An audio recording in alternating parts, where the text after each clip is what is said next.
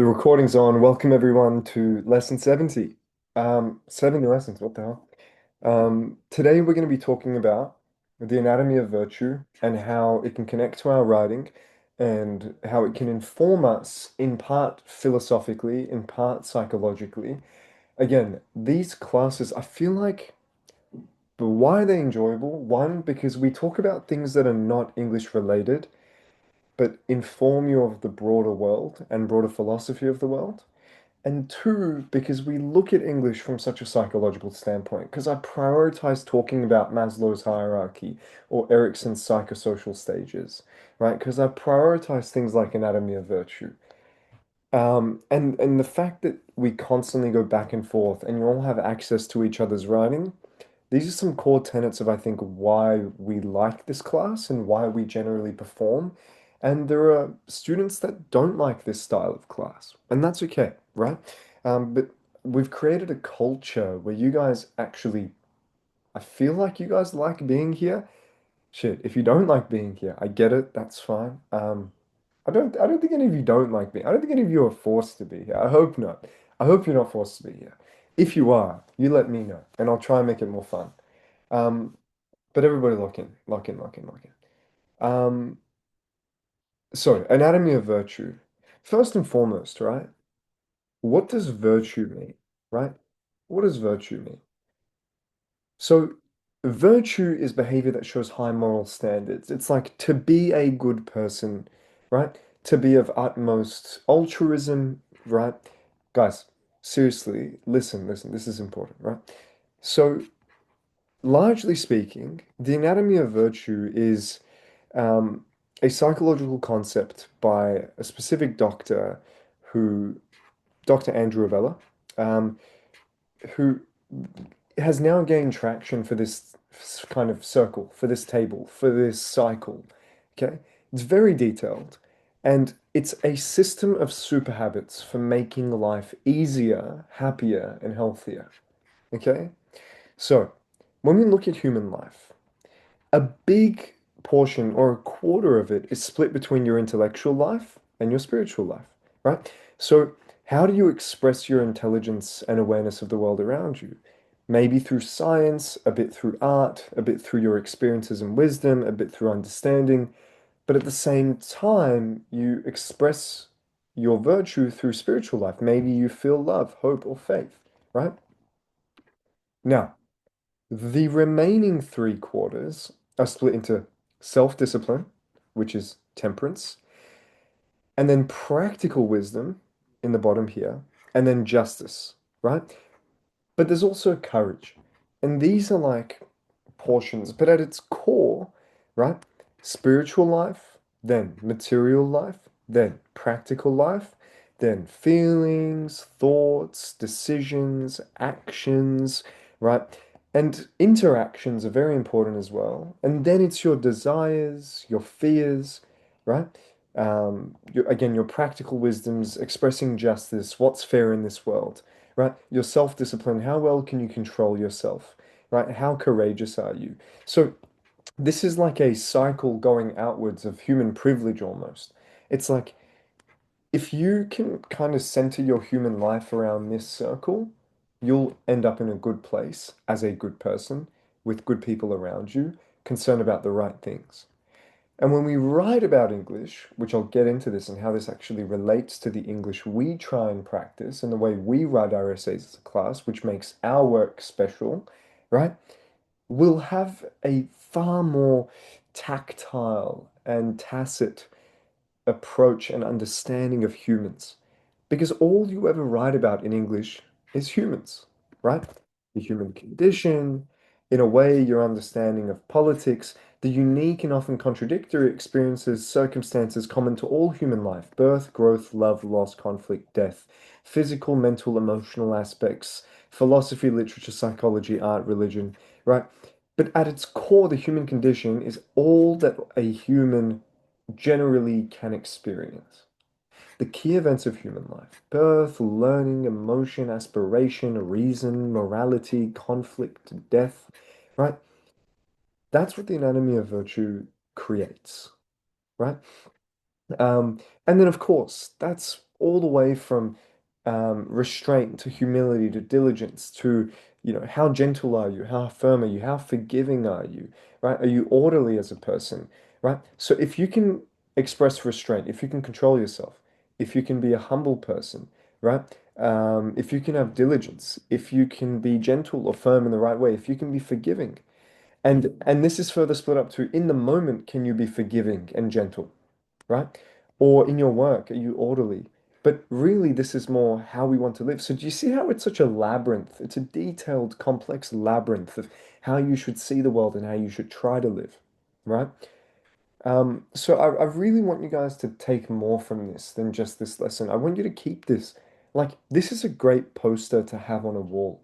Like, when I have kids, my kids will be seeing this poster on their walls, right? Um, as well as Maslow's hierarchy, as well as Erickson's psychosocial stages. As early as possible, um, my kids are going to be understanding of these concepts. And it's like, you might be thinking, why would I listen to a poster about how to live? It's not about the poster.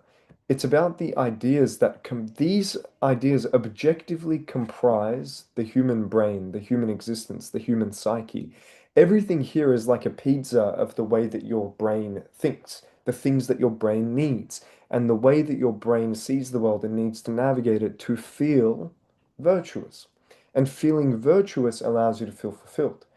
Now, compare that to the books that we might study with a guy like Trevor Noah, who was discriminated in South Africa because he's half black and half white, and that means he's an illegal child because black and white people were separated in something called an apartheid. When we look at his human life and how he expresses his spirituality, his intellectual life, his disciplines, his courage, his practical wisdoms, his justice in his book, if you can use words like this vocabulary matters. You guys don't understand how important your vocabulary is, okay? Like, I'll put it this way, like, day to day, right, in my own personal life, I could be bold, I could be disabled, I could be X, Y, and Z, but the way that I speak to people, the ideas that I pursue, the way that I phrase it, and the words that I use make me, as Sapanta, relatively memorable to people in their minds because people enjoyed talking about things with me. Why? Because when you know things like this, you can empathetically understand humans better. You can talk to them the right way. You can write about humans better in essays. You are a more complete human if you understand the dimensions to human life and the human condition, which the anatomy of virtue is the existence, the skeleton of how we try and strive to be humans that are complete, right? From, like, are you content? Do you persevere? Are you resilient? Right? And there's so much here. There's a lot of depth to this anatomy of virtue circle that I want you guys to know and cycle. So I want you to keep this somewhere. I want you to keep this safe. And same goes for last week, right? When we think about like Maslow's hierarchy and Erickson's psychosocial stages, there is a reason why I go through these things, right? Um, So you try and get rich and then you try and be spiritually complete. Why are those separate? Like you can be both of those at the same time, right? There's no reason why and also it's not about, remember, what I'm showing you guys isn't about spirituality. No way. It's not some sort of religion. It is an objective scientific pie that shows you what your brain needs at all times for you to be a healthy, happy, and normal human. If you are capable of performing all of these challenges and tasks on a day-to-day basis, every little focal point of your neurology is active in the right way, right? You are a more complete and capable human if you, one, understand this cycle, two, you can act in vain or in lieu of this cycle, in line with this cycle, right? Everything in terms of justice, from your compliance to your generosity, to your friendliness, to your correction, to your gratitude, to your honesty, right? Um, and it's a beautiful cycle. I would put it on my wall, right? In fact, I probably should. I probably should make a poster of this and Maslow's hierarchy and Erickson's psychosocial stages and put them on my wall, right? So again, I mean, I've kind of done this, but the chart is a modern interpretation of the ideas of St. Thomas Aquinas. It's not merely about goodness or moral conduct, it's a meditation on what it actually means to live well and be fully human, right? So it illustrates the ways in which different virtues, or what we might call super habits, shape every dimension of our lives. The spiritual, the social, the practical, the material, they are all woven together within it. So each ring of the diagram moves outwards from the inner self to the visible world, suggesting that virtue actually begins as an interior orientation and then it becomes real through your actions. It almost reminds us that virtue is not a pursuit of perfection, it is a daily practice. And so the small and rather deliberate habits that sustain a flourishing, meaningful existence. Okay? So there's four spheres, main spheres to human life. At the center is human life itself. From that center, there's four interdependent realms that together form our fabric of being. Spiritual life, interpersonal life, material life, practical life. Spiritual is our relationship with what is higher than ourselves. Do we reflect on our lives? Do we have faith in things, in the world, in people around us? Right? Hope, charity. And within literature, like your essays, it can connect to ideas about belief, moral purpose, transcendence. And then in your interpersonal life, right? It governs the way we relate to others. It involves justice, truth, friendship, love. In our essays, that sphere opens discussions about empathy, ethics, and as, you know, the responsibilities that bind human communities, right? And then in your material life, you're concerned with how, we engage with the physical world and its temptations. It encompasses temperance. How angry do you get? How frustrated do you get? How quickly? How easily? Why? Moderation. How much do you care for your body? So in writing, in your essays, it can be about restraint, consumerism, balance, moral relationship to your possessions. How much do your material possessions actually matter to you? Beyond utility. Being a gearhead who's a utilitarian is cool. But if you like an object for the sake of liking an object, that's a flaw. In many ways, it's a flaw, right? Um, Practically speaking, right? What are the choices that define your days? Prudence, courage, wisdom. And in your essay writing, it could be through reasoning, moral judgment, the exploration of human agency. You might think of these four spheres as lenses through which both literature and human experience, right, can be understood. Every story, every argument speaks from one or several of them, right? You can again, someone's asked, um, why would one not like an object? Would you like what it represents? Sure, in the sense that maybe there's an object that represents your ambition or your hard work. But beyond the material, the objects that we prioritize should always have utility for us.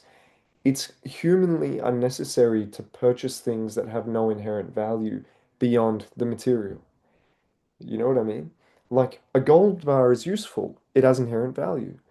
But a leather bag that's made in China that costs $4,000, if that drives you and that motivates you, in a way, in the anatomy of virtue, you have some work to do, right?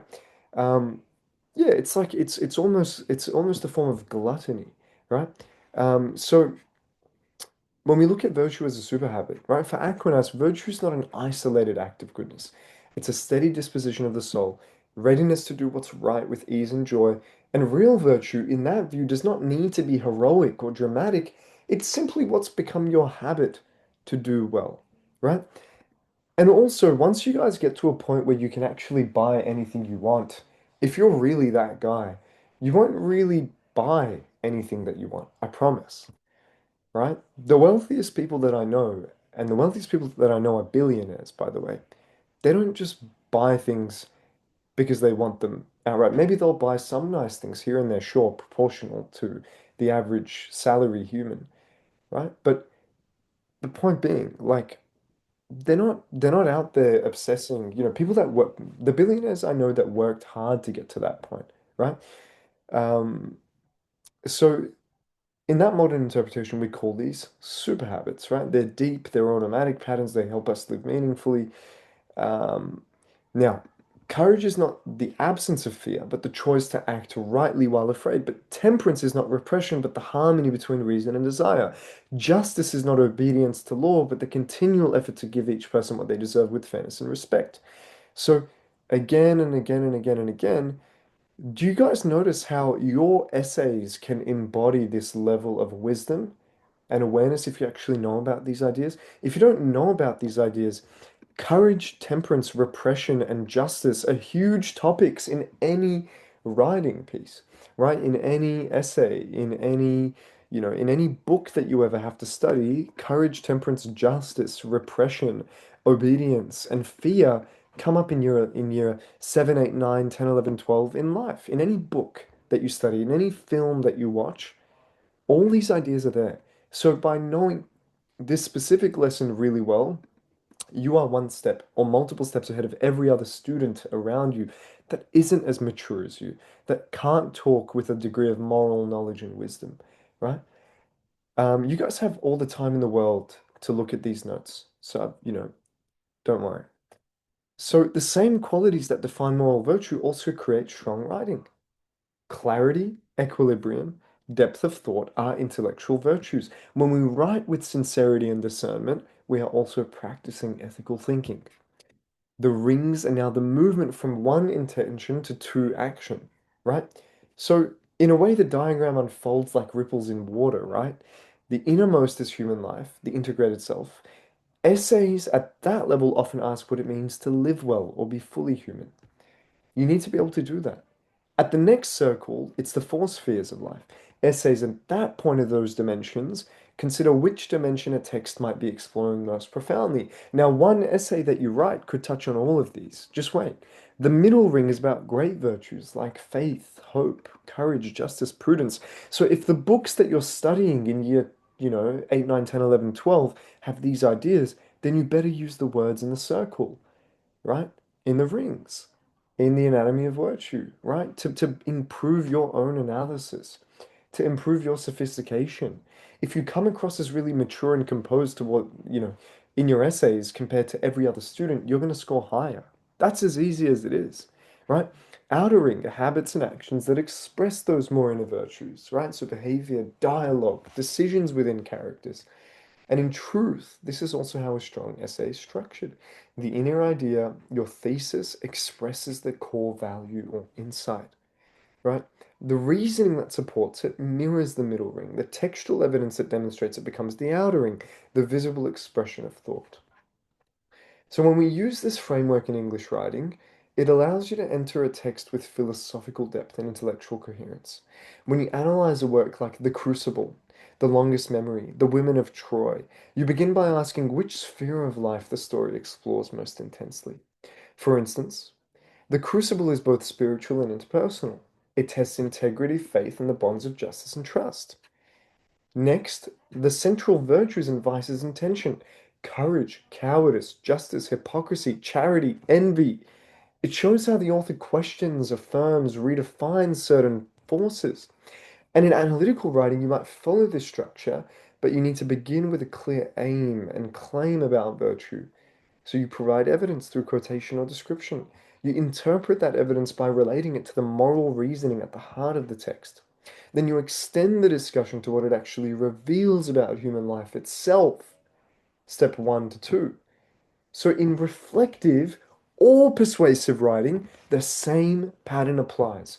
You begin with a principle of moral thought, you move outwards to the actual social actions and practical consequences. So writing deeply will always get you more marks. Using these words, understanding these ideas, be mature, right? Does that make sense? Right? So why does this matter? I want to refine and redefine the way we think. Okay? It brings coherence to your analysis. It gives your writing quiet authority. It allows you to see connections between philosophy, literature, ethics, which is like the very essence of intellectual maturity. It invites us to return to the question that underlines all study of humanity. What does it mean to live well? What kind of person must one become in order to do so? English at its highest level, this is the most important sentence from today. English at its highest level is an inquiry into this very question. So, right, through the cultivation of a particular virtue, an author may suggest that human flourishing depends on the balance between certain dimensions of life. A text may mirror Aquinas's vision of virtue, portraying it as a super habit that sustains a specific way of being. So, by contrasting virtue and vice, a writer may reveal the fragility of harmony within the human spirit. Okay? Ultimately, a great work of literature gestures towards an ideal of the good life, one grounded in prudence, courage, and justice, the qualities that really make us human. So, what are we going to write about today? This is the longest, like, I went with the approach of like writing you guys an essay as the lesson plan, right? So I thought instead of talking through dot points, let me actually write them an essay about what I want them to write essays about. Big brain, right? This is like I swear, I really try to do things that are unique and do things that are profound and expand the way you guys actually see the world. I don't give a flying fuck how well you know a book or, how robotically you can regurgitate and memorize a bullshit creative. I want you to really think. I want you to understand what humans are and how they live and how they move and how they navigate the world, right? And then I want to show you that through my essay. And then I want to write an essay about what you're going to write an essay about. So I want you to write a reflective monologue. It's going to be called The Habit of Courage. All the instructions are here. I want you to read the instructions. I want you to try to understand it. Um, yeah. Um, and I want to give you guys, I'll give you, you shouldn't need more than 5 minutes to read this. Like, let's go through it together quickly. Imagine a character who faces a moral decision that tests their integrity. Their internal conflict should reveal how they reason, doubt, and ultimately act according to one of Aquinas' spheres of life, the personal, social, political, or spiritual. Use Aquinas' ideas of virtues and superhabits to shape the inner voice of your character. Show how moral reasoning and reflection, rather than dramatic action alone, form the foundation of courage. This piece should explore how courage becomes a learned way of being, not simply a single act of bravery. If you're writing about protest, consider a character who stands at the edge of political resistance. Activist, witness, someone drawn into events against their will. By the way, I've split it into your actual VCE prompts. Oh no, I've just opened my email. There we go. Okay. I'm trying to bold. There we go. I've actually split it into the categories you need to write about in your 12. So you can pick one of four. Pick one out of the four things. Um, this is one. Oh,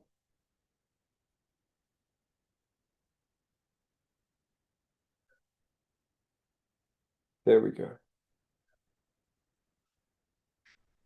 There we go.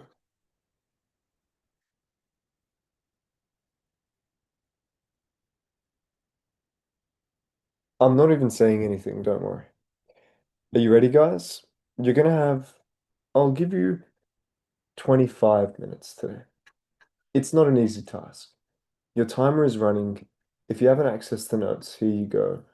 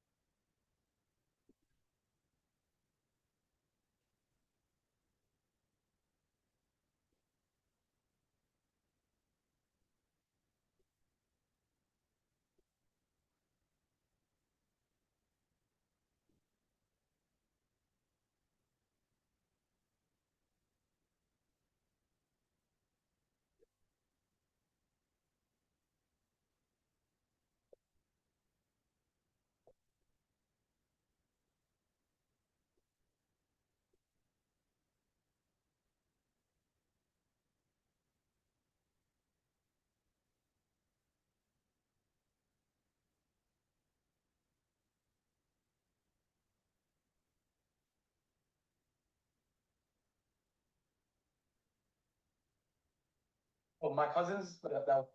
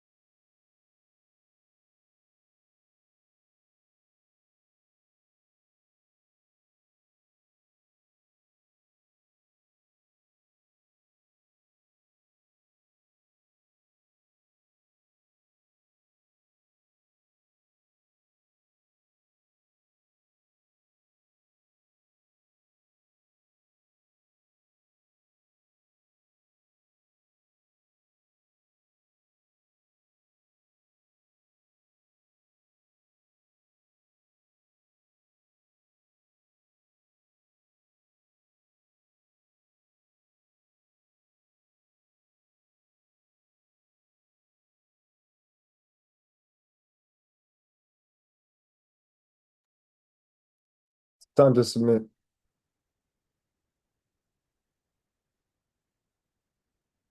Um, Let me see what you guys have got.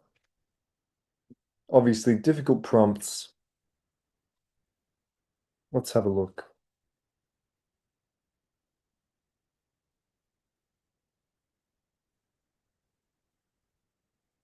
It's strange how quiet hospitals get at night.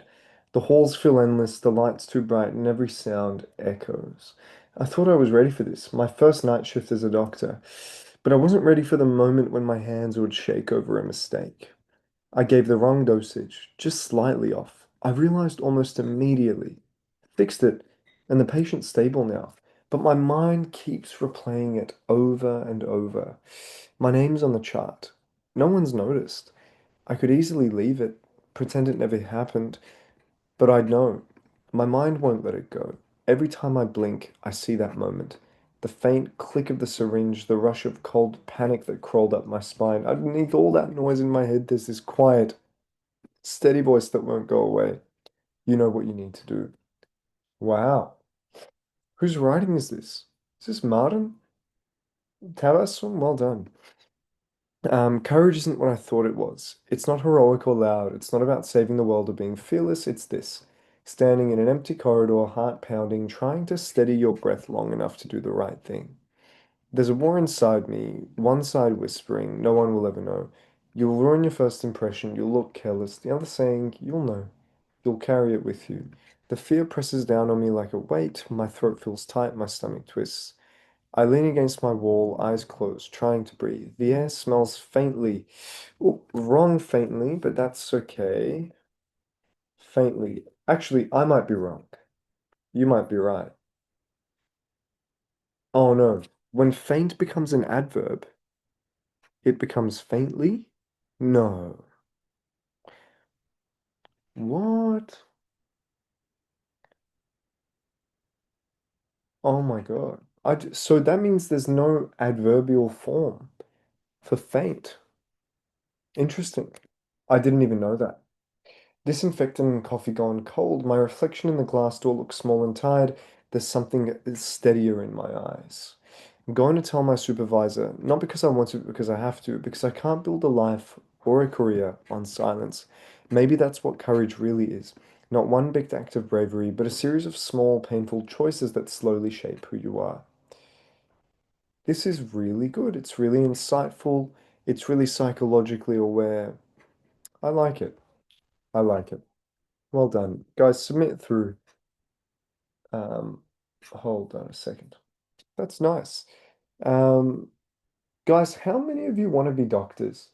And then by extension, how many of your parents want you to be doctors?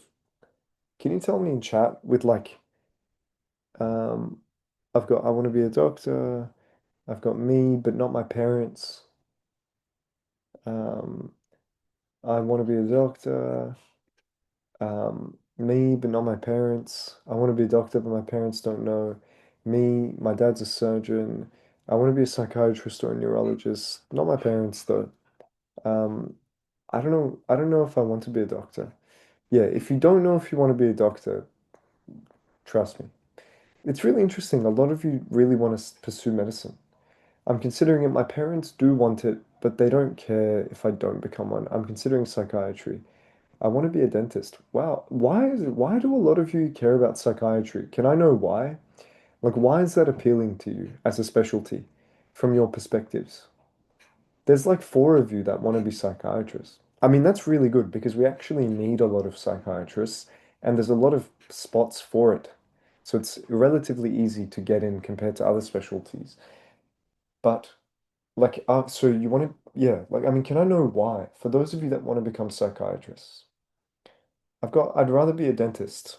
That's a good decision. Oh, that's a good decision. No, I'm kidding. I'm kidding. Look, personally speaking, personally speaking, I'm gonna finish medicine and I'll officially be a doctor, but I don't think I'll ever really want to work as a doctor. I might for a couple of years and get my registration, but it's it's not, I don't feel like as an institution, university has challenged me with a medical degree. I've never once felt challenged. And for those of you that get into medicine, if you get in, you'll feel what I feel. Unless you're quite simple-minded and you don't really mind. And that's okay as well. Everybody's different. Um, Thinking about why people act in a certain way is just intriguing. You can help people better understand themselves and others mentally. I feel like mental and emotional health is very advertised, but it really isn't taken too seriously on a mass level. Um, I'm really interested in psychiatry, and I know a lot of people need it. I know that it's really expensive and accessible, and it's kind of my life goal to do something about it. I think that being a psychiatrist first will help. Yeah, nice. Not a bad call. These are very interesting justifications. Nice, really interesting. What do I want to do? What I'll tell you, what I'm obsessed with is projects. I like creating things that people use and care about, right? I like creating things that people use to their benefit. I'd very much, but the good thing is, if you get an MD, like if you get into medicine and you have an MD, which is the Doctor of Medicine degree, every door is open to you from business to law to finance to consulting to public health to policy, every option in the world to venture capital to startups to medtech to biotech to entrepreneurship. With an MD, all these options open up to you to research, to academic and scholarly roles, right? So it's like the perfect power position to pivot and decide where you want to go and what you want to do, right? Um, so yeah, be creative. Think about whether you're going to change the world one knee at a time, and if you care about that, right? Well, so on and so on, right? Yeah, so nice, nice. I say that because this is about being a doctor, and it's by one of you that do want to be a doctor. Um, and it's an honorable profession, and obviously we need doctors, but there's a difference between being a doctor that is academically driven and altruistic, and a doctor that's kind of just doing it for money. If you're doing medicine for money, I promise you it's the wrong thing to do. It takes a long time before you reach any money. It could be because of my year six experience. I've got, yeah, anyhow. Um, Now, so a piece like this, it's actually really strong, but it's quite basic. Um, Again, I'm looking for a bit more wisdom, to be honest. That's all. It's an 898, but I might come back to it and give it an increase as a reference point to the rest. Um, yeah, finance or being really good at maths or being really good at finance or being really good at computer science, all of these make a lot more money a lot faster. Or if you can do med, but you kind of transition, yeah. Rise said the name of one of the guys we know, who's, yeah, I mean, that guy, he's a mathematics Olympiad gold medalist. He's making 1.5 million a year and he's 22 because he works as a quantitative trader in Hong Kong. So if you're really good at maths, you can make a lot of money really quickly. Um, Now, I purse my lips and breathe as I look out the back window. Well, let's get rid of that. You don't need to write that twice. Ali, I don't know if you can be a quant from what I've seen of you, but you can do other things in finance. Um, I glance at the invitation inside my hand-laced envelope. Official premiere screening today. Hazard stricken. I'd known from the beginning the risks with making this film. Okay. Um, Not with, but the risks of making, say, such a film, right? Primarily due to the political statements within it. Luckily, the producers hadn't cared. As long as I was a director able to rope in a star cast.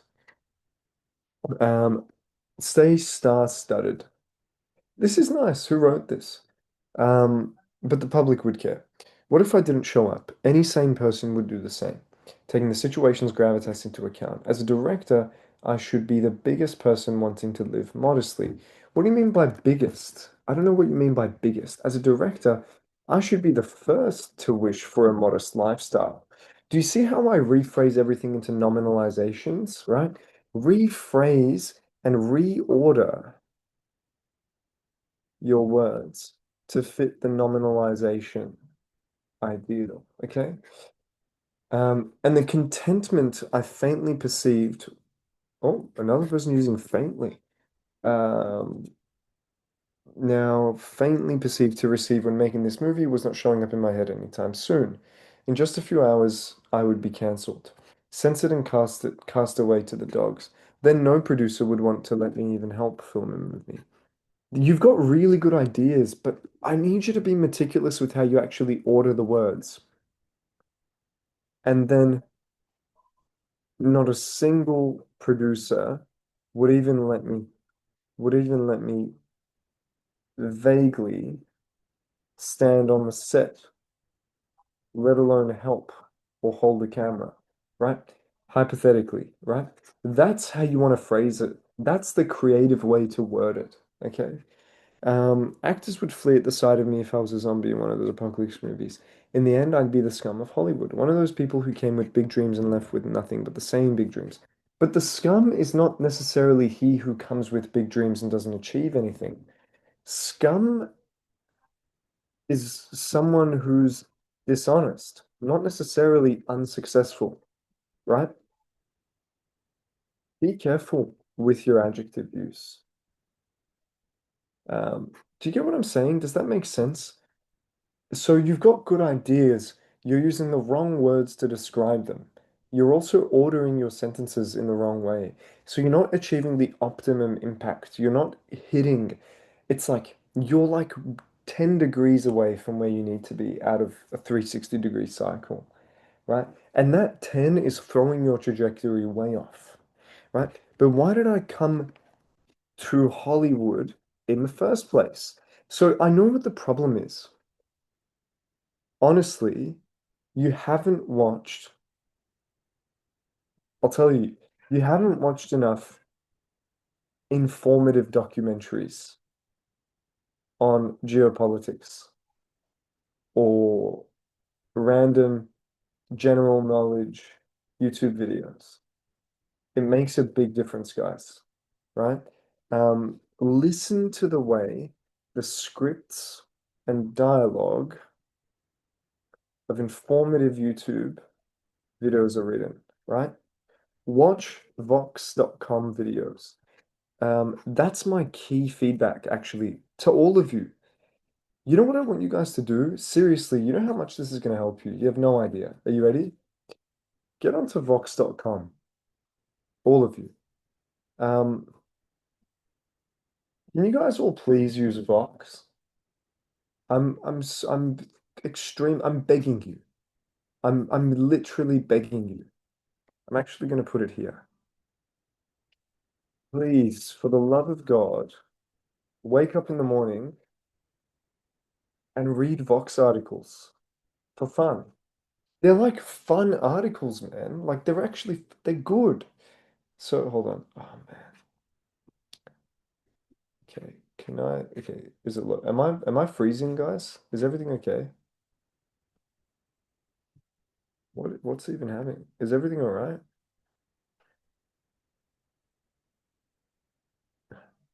Arvin just said Bashus. What does that mean? Bashus. Bush Bushus. What does that mean? You typed it in Farsi. Lysis. Lysis. Is that an Arabic word? I have no idea what that means. Okay, there we go. We've loaded in, right? So listen to, and also Vox YouTube. Seriously, We love. Vox YouTube. And to be honest, go popular and watch the most popular These are really good videos. I love these videos. I love it so much. They're so informative. They teach you so much about the world around you, and the scripts are meticulously written in a very valuable and informative and well articulated manner, right? In fact, let me give you some more of these.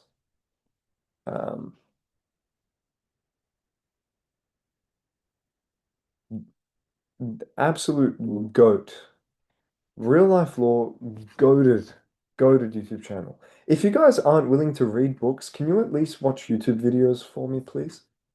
Seriously. Real life law, Kurtz gesagt.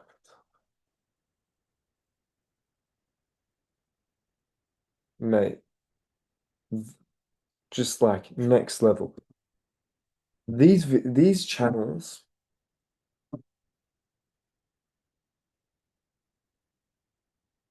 right? This is hold on. If I even go home, just on my predictive history. This is crazy. This guy is such a knowledgeable man at his craft, right? Like, hold on. Guys, subscribe to these people. And like when you're eating breakfast for the enjoyment of it, watch their videos. What am I looking for? Um, what am I looking for? I can't find it. Um, Veritasium is obviously a classic. Guys, how many of you know about any of these channels?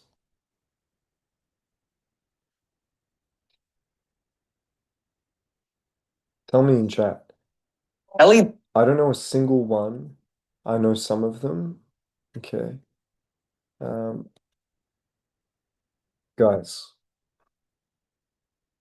I've got no clue. Okay. Okay. For the love of God, please. Vox articles, they're fantastic. I mean, you can even pick based on like go at the if even if you're too lazy to learn about anything political, at least go to culture and read their culture articles, right? So, there are many ways the world could end. Don't forget nuclear Armageddon. And TEDx or TED-Ed is very different to Vox or Veritasium or Real Life Law or Kurzgesagt. The way that they actually write the scripts is a whole different ball game. Mate, the world is producing more food crops than we've ever made before. Hunger hasn't disappeared, so on, so on, so on. There's heaps here. And I mean, hold on, just quickly. Oh man, God, take me to the actual. Here, this is my Substack. Read. I'm going to put this article that I wrote. Why Iranians so obsessed with shame? Read these articles. I write them for my students. One of the first inspirations was writing these so that my students would have my ideas to read about and to expand their vocabularies, right? It's not without reason. Um, there we go. Can't lie, the shame piece was fire. I'm glad. Then read it. It's all there. Please, guys. Please, this is more than English. I want you to become complete humans. Please, okay? Um, so a piece like this, even though it has fantastic ideas, it misses that 80 threshold, right? It's a 7.5, 7.5, 7.5.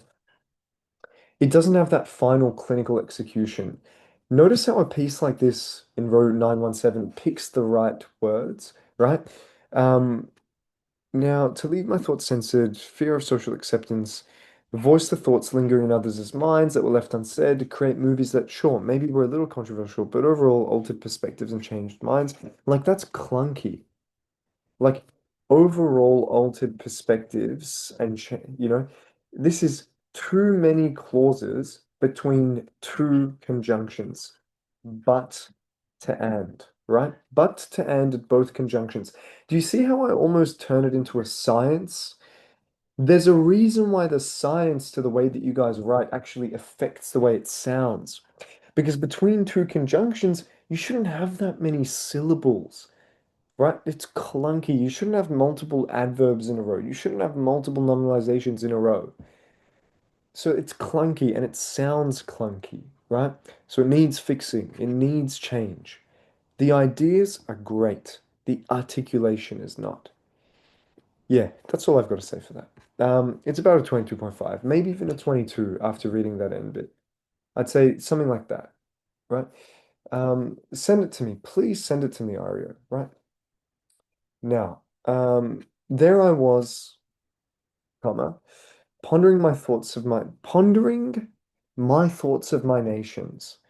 Pondering on, around, or my is not the best word to use here. Or about, on, around, about, right? You know what I mean? The women sobbing as sweat. Okay, so you've gone present tense and you've continued it in present tense. So you better not go to past tense. Bang. My heart throbbed already to past tense. God, please consistently stick to a tense. Who wrote this? Right. Again, fought. Past tense. Again, right? You really have to keep your tenses in check. Instantly, you're going to lose marks there. Instantly. Multiple marks gone like that, right? Tense is very important. And then covered, again, past tense. But you started in present tense. Okay, like you better maintain the tense you pick. Like keep that same energy, right? Was obedience to my country when my heart lied. I'd been taught that obedience was the highest virtue, that loyalty to God was indefinite. But which God ever wished suffering on its people, grief thickened in the air, something I said buried deep, clawed at me. My conscience. There I watched as another girl no older than my daughter was mercilessly swept away from her wrongdoings. What did she do? A strain of her swept her face. Okay, here on out, not bad, right? Well done. But that first bit really damages the perception of the examiner for the rest of your writing. No one stood up for her. In that moment, I realized it was not just hatred that followed me, but love. Love for the land, the rich culture, beautiful soils I was raised on. Okay, that's fine. This is all fine. Teaching her she's a lesser person, question who I am. Yeah, the rest of it is fine. Persevering, love wanted to be better, not defiance, honesty. Like, the second half is really generic, but it's fine. The first half and those areas will punish you, marks wise. So this sits at like this is a seven, it's about a 70%. Right? It's a 777 across the board.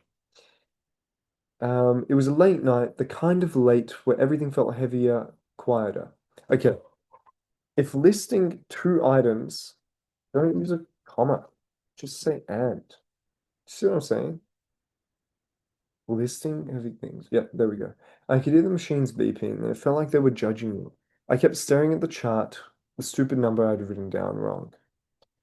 This needs a connector. These two ideas, right, are not connected, right?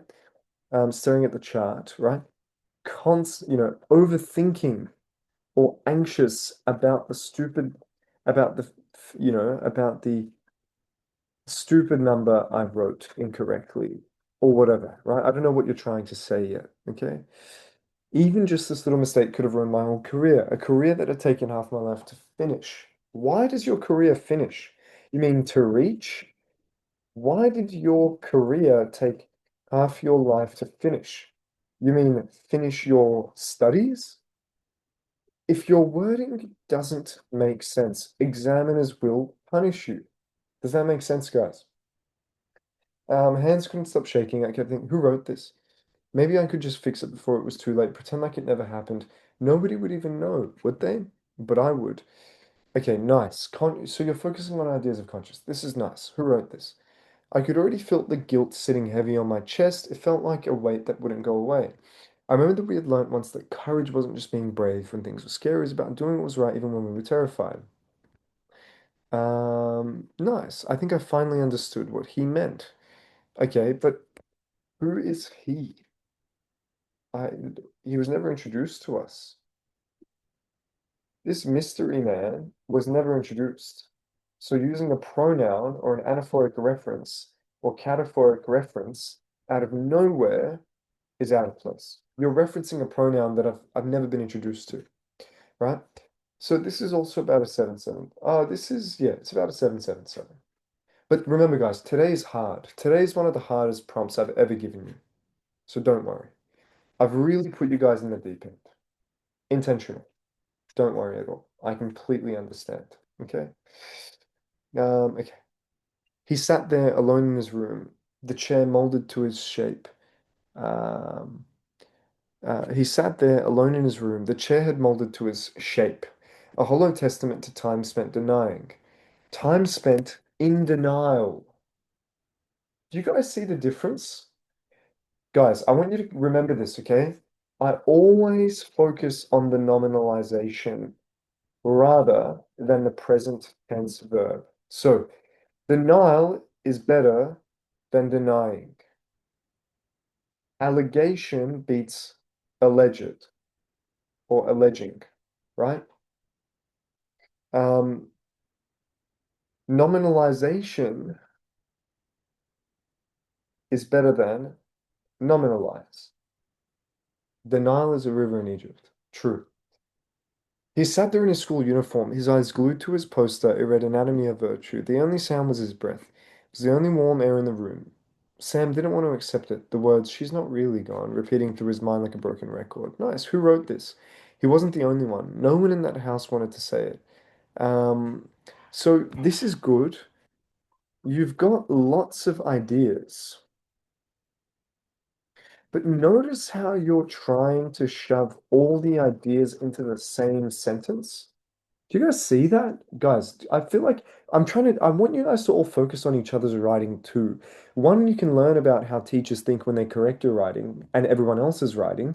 And two, you can also, you know, critique writing as you go yourself to better understand than your own writing. So you've kind of tried to shove all these ideas into the same sentences, right? Um, this thought had haunted him till dusk, though he didn't directly think of it. Like again, this needs a comma. It's it's a lot of ideas shoved into the same sentence at the same time. Pause, breathe, separate these ideas, right? He knew he couldn't spend the rest of his life pretending. His eyes started to well, tears of acceptance mixed with the body's reflex to keep him from going blind. He had stared at the poster for hours, the outline of each word branded into his eyes. The, no full stop. You have no full stop, but suddenly, with an M dash, you've moved to a new sentence that's capitalized at the beginning, right? Insane. Grammatically speaking, but content-wise, it's not bad. It's about a 20, it's about a 22. It's about a 7.5, 7.5. Largely speaking. Or no, it's also about a 21. It's about a 7.77. But again, today's not an easy lesson, right? Wincing at the blue wound, I slap another ice pack onto my leg. The frosty, biting cold sends tremors down my limb. Is this Raya? Reminding me of the warnings I ignored. Shunned rather, making my way to the field this morning. Yeah, I can tell it's your item. I ran harder, faster, and past the cry of muscles and rattle of bones, past the frozen bite of the morning air, chasing a dream that would not yield. Car crash shattered metal, not my resolve. The flames had burned bright, but not brighter than my dream. My dream of the gold medal pressed against my chest, heavy not with victory alone, but with the tally of every sacrifice I'd counted in my silence, my sweat, my pain. I would put an and here. But holy shit. Beautiful, poetic, well articulated, talented. Well done. Well done. Really, really well done. But at this very moment there was no metal, only bruised flesh and the sharp hiss of melting ice, my daydream interrupted by the throbbing of my swollen leg. How can I climb to the Olympics when my body has betrayed me? Doctors, coaches, friends, even my mother, all have tried to halt me, yet I cannot let this chance slip through my fingers. A looming sense of dread, maybe just the painkillers, coursed through my veins as I shuffled to the start line. Cheers and shouts swelled around me, distant and deafening, as if the world was urging me forward despite me, the warning in my bones. What do you mean the warning in your bones? Oh, as in like the biological or evolutionary or anatomical signal slash warning, right? Just capture that that's something that's inherent to you as a human being there, right? The gunshot cracked through the air and I launched forward, legs pumping, heart racing. The track beneath me blurred, each stride a defiance of the warnings my body shrieked. Defiance of the warnings, my body shrieked.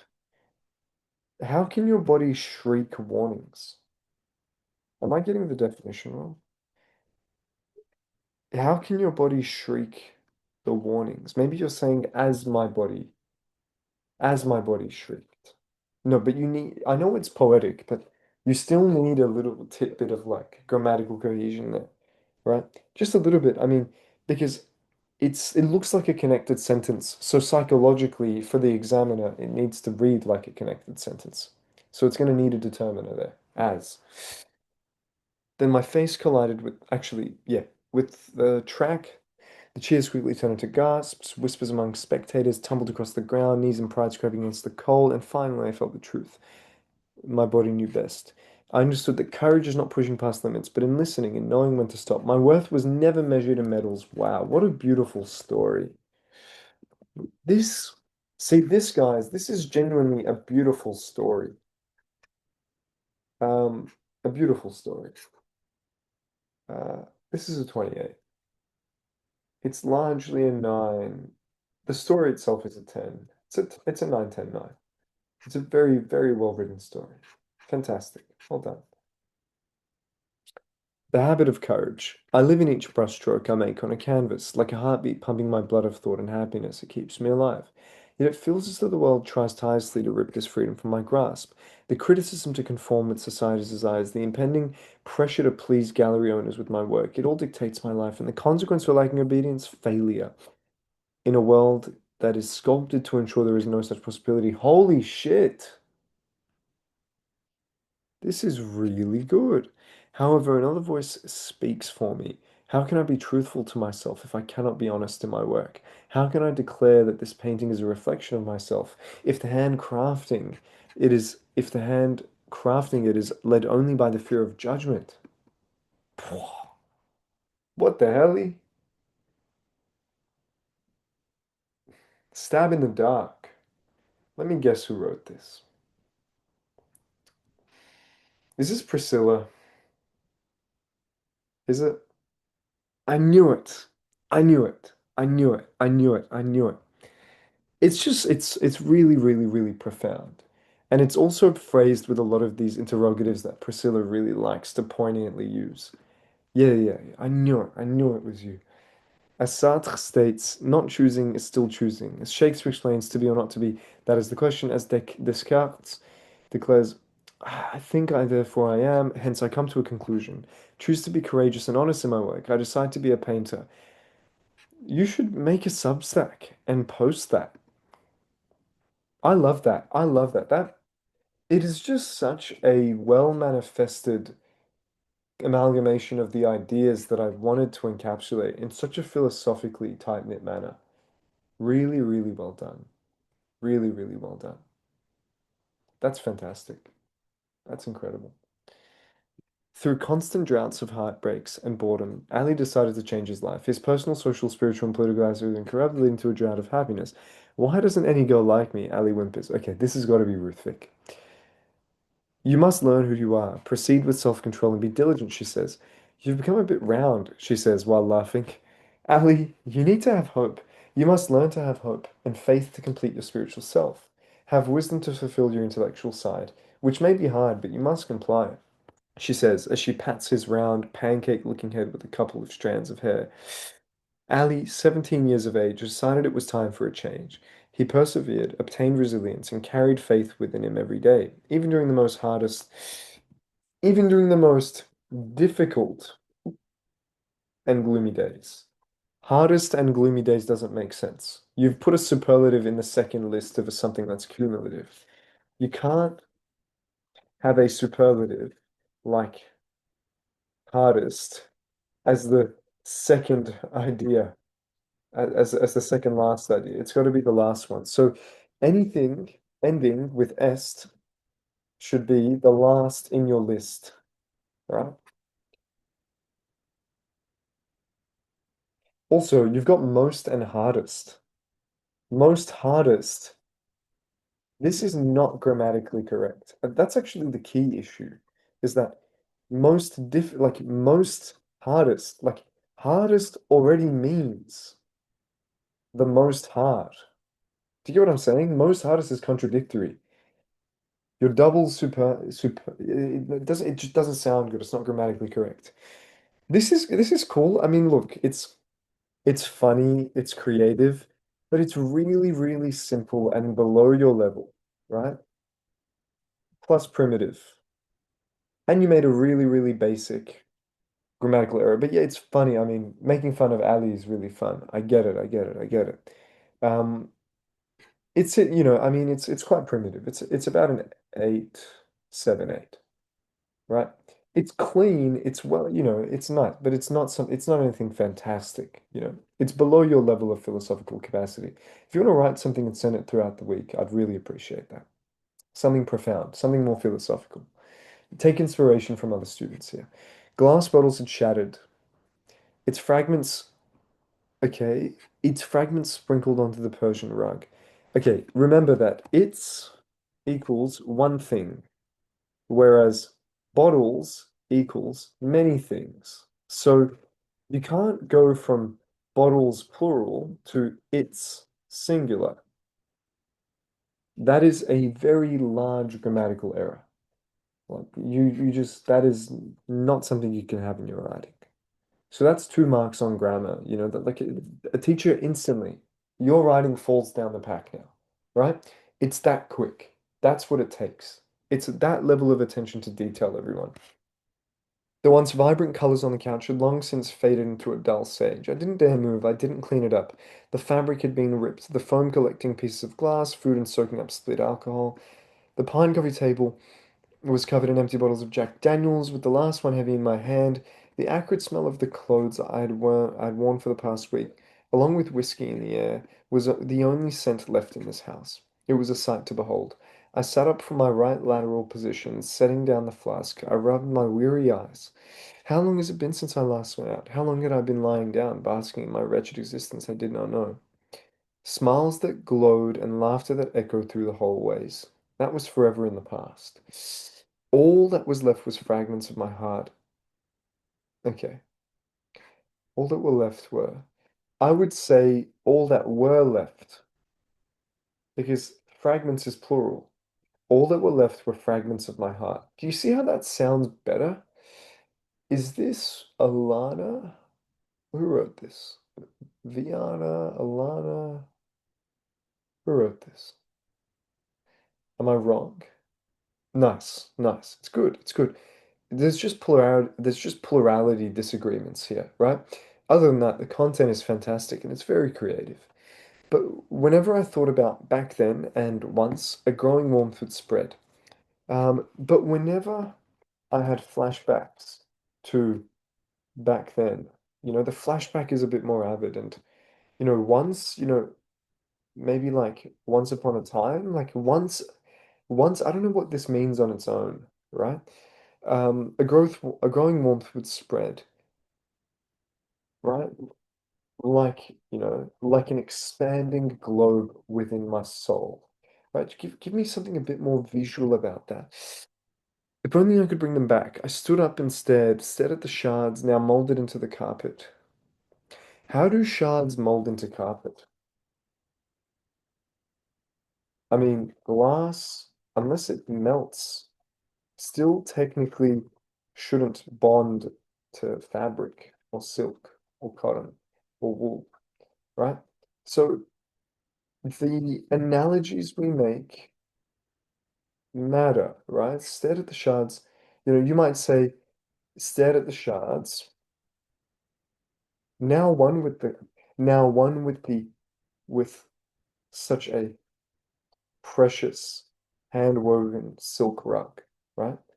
Do you see how that makes a difference? It's like it shouldn't be one, now jarringly one, right? You might even say something like juxta the glittery glass juxtaposed against the fine, the fine cut or the fine imprints of a hand-woven um, antique Persian rug.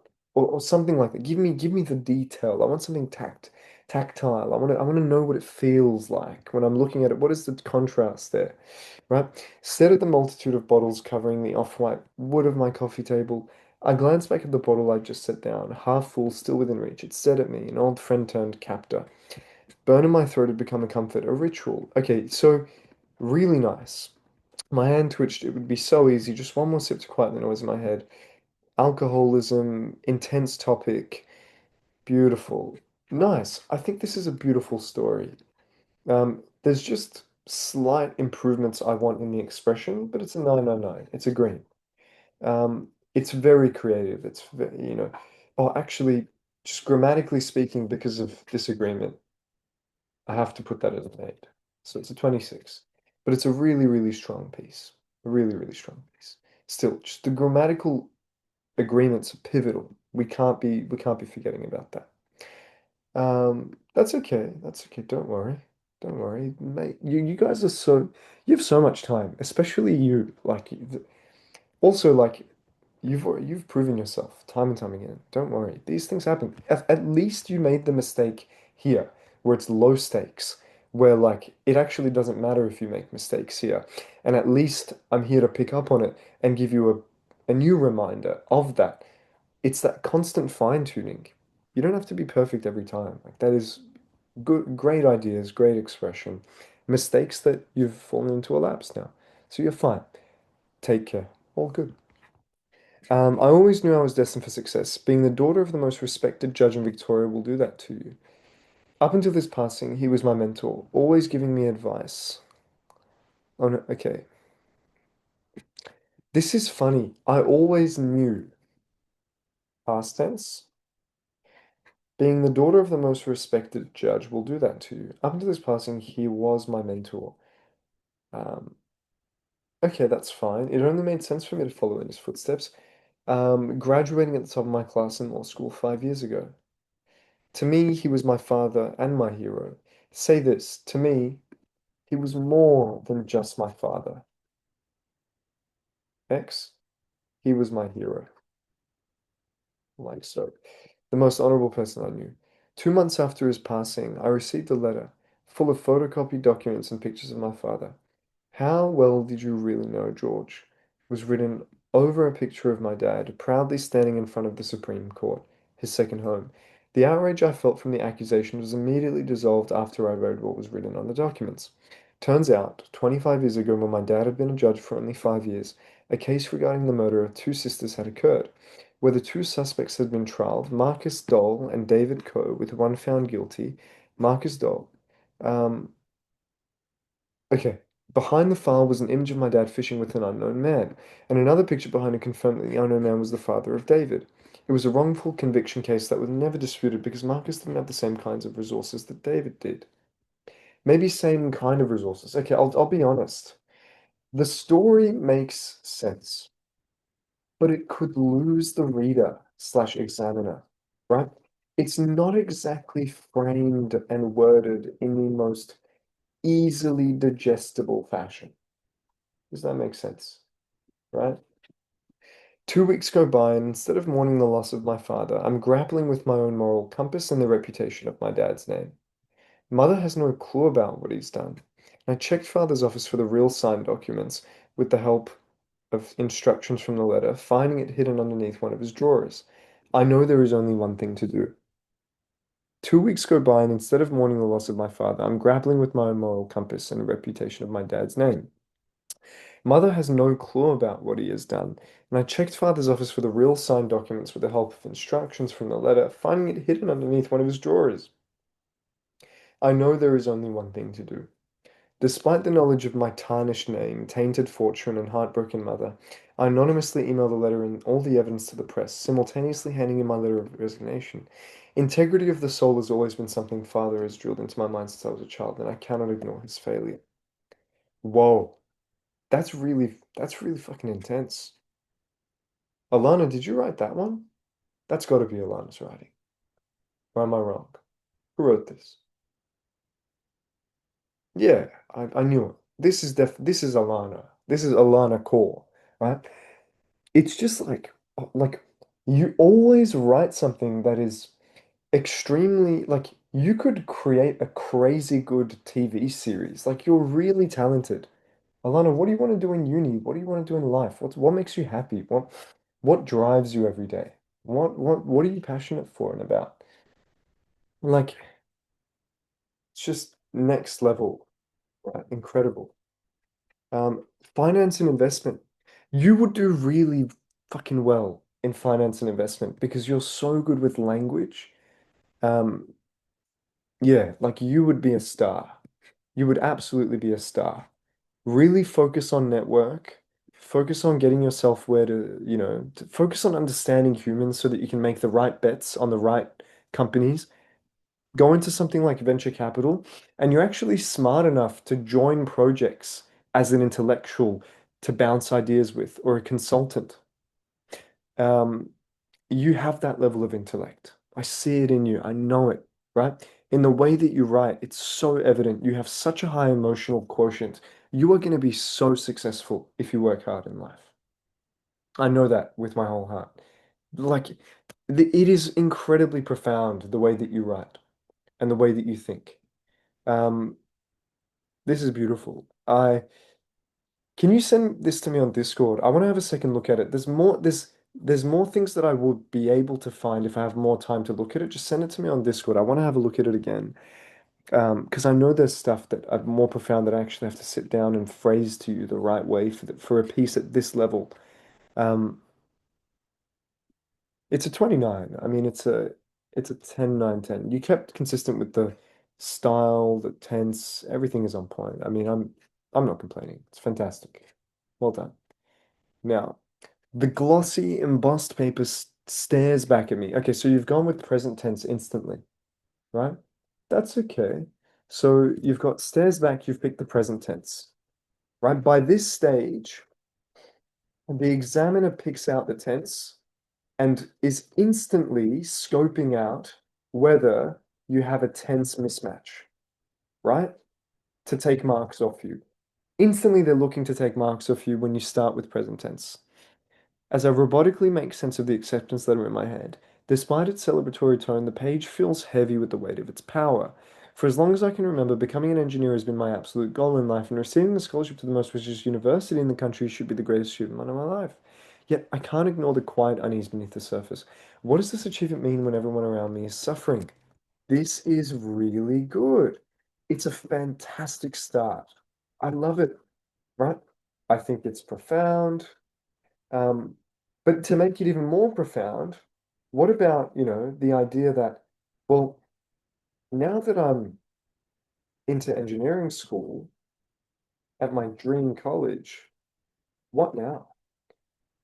So really, life means nothing on the surface, means nothing through surface level achievement, right? It comes through understanding fulfillment within beyond profession or money or education level, right? That would be a nice avenue for you to expand in, and I'd love to see that. It's really short, but the ideas are there. It's a nice base. I can't mark it because there's not enough there, but if you send it to me, I can give you a more full mark throughout the week, right?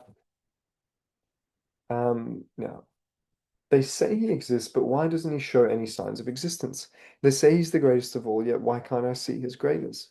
They say he's everywhere. Where is he when silence is all I hear? Is this Sophia who wrote this? Every time I think about God, I feel myself sinking into a vast ocean of question marks. Who wrote this? Didn't humans create the idea of God to answer the unanswerable? But doesn't that only multiply the questions instead? Stephen Hawking once said, if God can exist without a creator, why can't the universe exist without one? Why can't people that,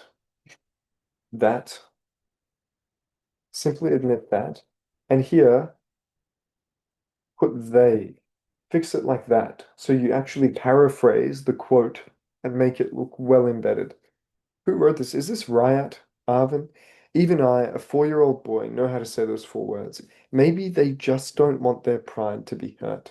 Never mind. Maybe these questions aren't made for me. Even Stephen Hawking couldn't convince them. So why should I? Am I right, Teddy? Okay, this is a nice, simple, introspective piece. Um, it's grammatically clean enough, but it's very short. So I can't really pay it more than a 22.5. It needs to be longer with more substance and more ideas, right? That's my main critique of that. Last but not least, there's nothing you can say, nothing you can do. Let's just go. Come on, what's one more person gonna add? Don't do it, don't do it, don't do it. Doubt. My chest squeezed and my head spun and crumbled. The sun was glaring in my eyes as I stood on the sizzling sidewalk. Chants and songs crescendoed, begging me to join in, but voices told me otherwise. My friends were just trying to protect me. Could have lost everything. I turned away from the noise. Who wrote this? Drowning out the protest as I drowned in my guilt. I was protected that day from losing my golden opportunity, but the families trapped behind the fences, nothing changed for them that day. That's okay. That night, parents continued to sacrifice their scarce share of food and fill the children with dreams and hopes. You've really, you know what? You've actually genuinely covered the anatomy of virtue, right? The idea is really, really strong.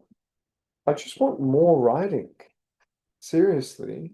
And this is enough for me to give a preliminary 22.5. It's very clean. It's a very strong base. I mean, I mean, look, no, not even that. It's probably both of these are about 777, right? Both of them are about 77721, right? Um, it's clean. It's nice. It's actually flawless for what it is, but it's just not enough. Like, I want more writing. Like, keep going with that. Expand it. Give me a character. Give me something to be emotionally bound to, something to hold on to.